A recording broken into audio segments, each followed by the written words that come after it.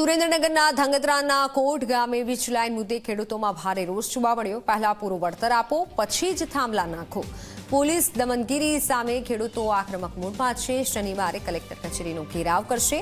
ઉકેલ નહીં આવે તો ખેડૂત નેતાઓ સાથે ગાંધીનગરમાં વિરોધ કરશે।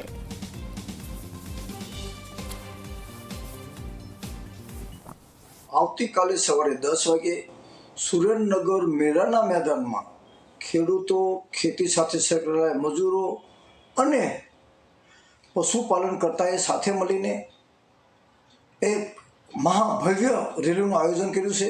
રેલીનો ઉદ્દેશ વીજ પોલ કંપનીની દાદાગીરી સામે ખેડૂતોને યોગ્ય વળતર મળે અને ખેડૂતોની મંજૂરી વગર વીજ પોલ ન નાખે તેથી લીંબડી, વઢવાણ જે સુરેન્દ્રનગર જિલ્લાના તમામ તાલુકાના તમામ ગામના ખેડૂતોને આહવાન કરું છું કે જોઈ ન રહેતા જોડાઈ જજો, પછી પસ્તાવાનો વારો આવશે।